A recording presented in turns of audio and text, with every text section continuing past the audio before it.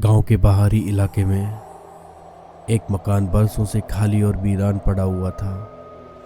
कहते हैं कि इस मकान में आज भी रात के समय अजीब अजीब आवाज़ें और घटनाएं होती रहती हैं।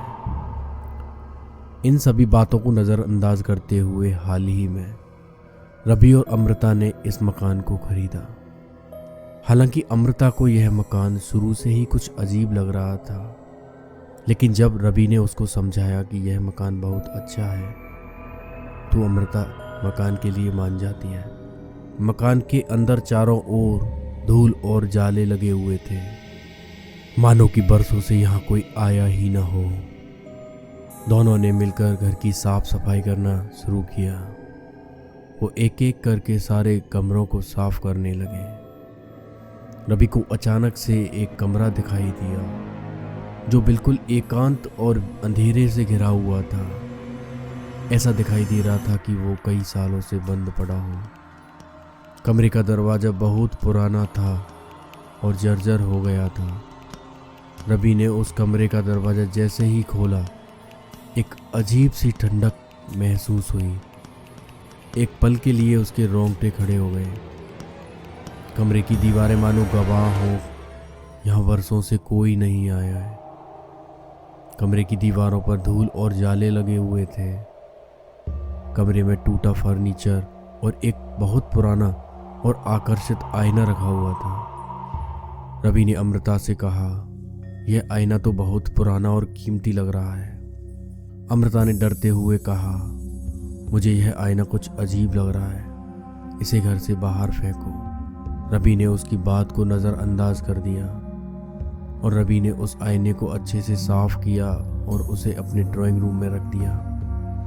आईना जैसे ही वहाँ रखा गया, घर का माहौल अचानक से बदलने लगा। रात के अंधकार में जब पूरा घर शांत था, अमृता को लगा किसी ने उसके कानों में फुसफुसाया है।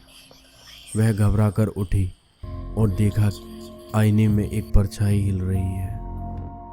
रवि उठो, यह आईना हिल रहा है, लेकिन रवि ने महज उसका वहम समझकर टाल दिया। सुबह उठते ही अमृता ने रवि से कहा कि इस आईने को घर से बाहर करो या किसी को दे दो। रवि ने महेश को बुलाया। महेश पुरानी चीज़ों का डीलर था। महेश ने कहा, यह आईना तो दुर्लभ है, लेकिन इसे बेचने से पहले थोड़ी सी जांच करनी पड़ेगी। महेश आईने के पास गया और उसे गौर से देखने लगा। अचानक उसके चेहरे पर डर साफ झलकने लगा। महेश ने जैसे ही आईने को छुआ, उसके शरीर में झटका लग गया। उसने रवि से कहा, यह आईना अभिशापित है, इसे अपने घर में रखना खतरनाक होगा।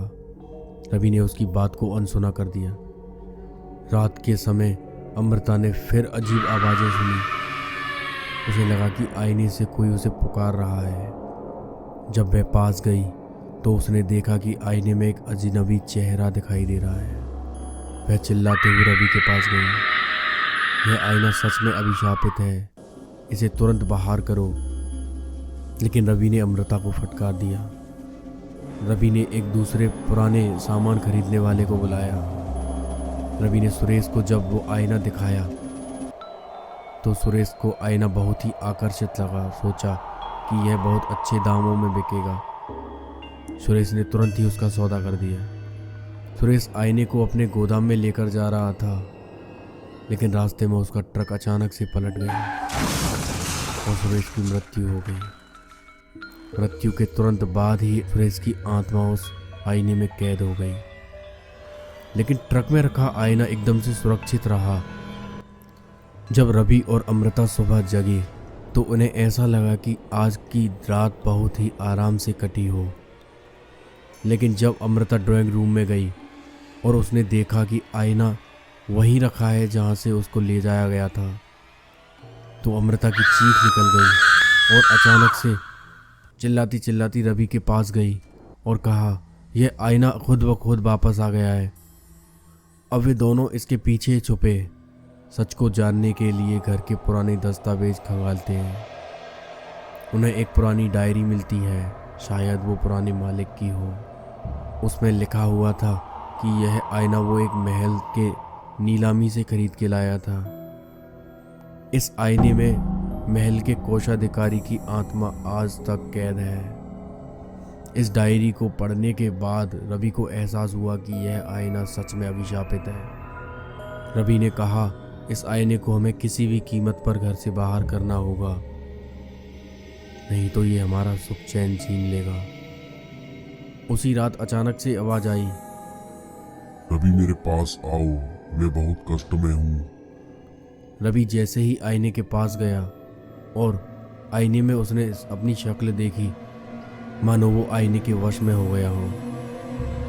आईने के सामने बैठकर खुद को निहारने लगा और कुछ बड़बड़ाने लगा।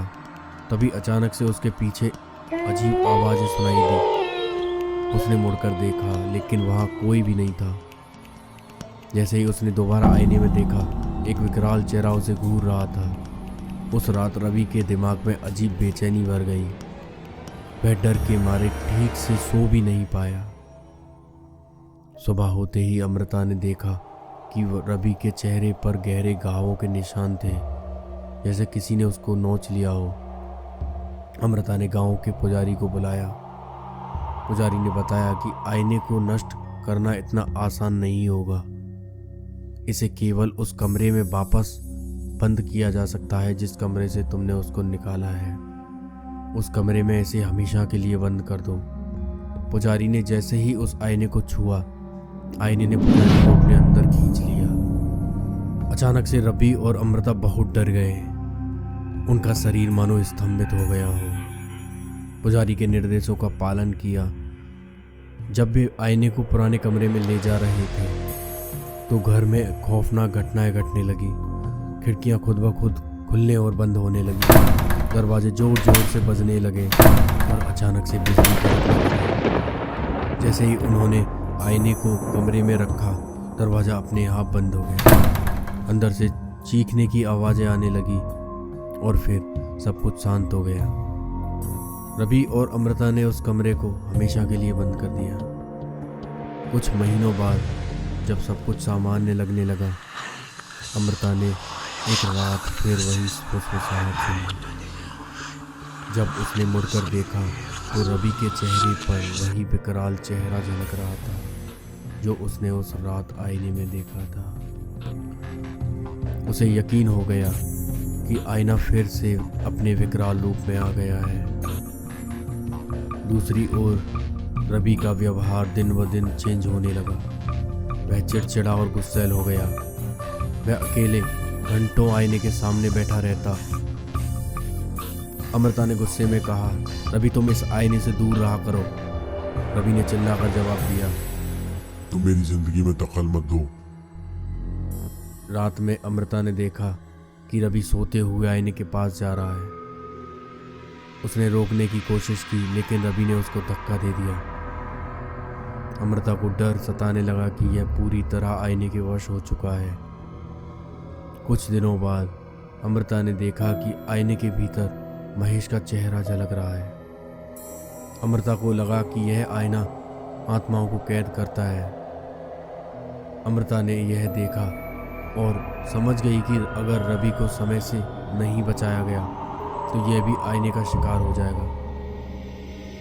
अमृता ने हिम्मत जुटाकर आईने की ओर देखा।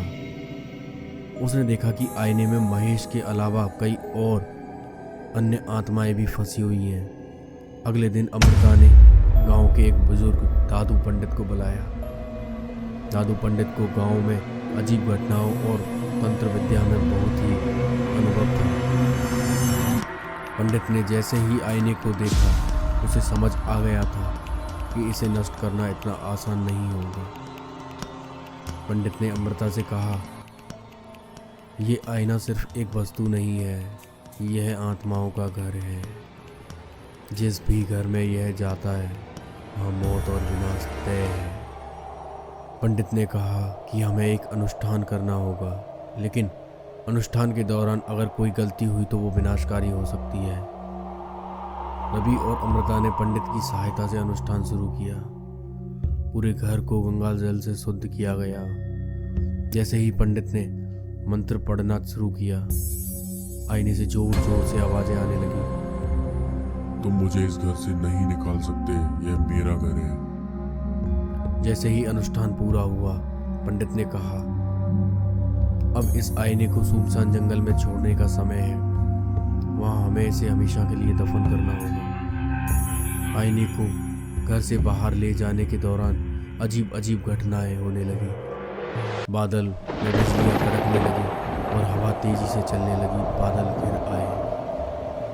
जंगल के बीचों बीच पहुंचकर जब उन्होंने आईने को गड्ढे में डालने की कोशिश की तो आईना अचानक से दो भागों में बंट गया। टुकड़ों से एक तेज रोशनी निकली और उसमें से चीखने की आवाजें आने लगी। हम मुक्त हो गए। एक धीमी आवाज आई। रवि बेहोश होकर जमीन पर गिर गया। अमृता ने उसे उठाने की कोशिश की, लेकिन वह होश में नहीं था। अमृता और रवि ने कुछ समय बाद उस घर को छोड़ दिया।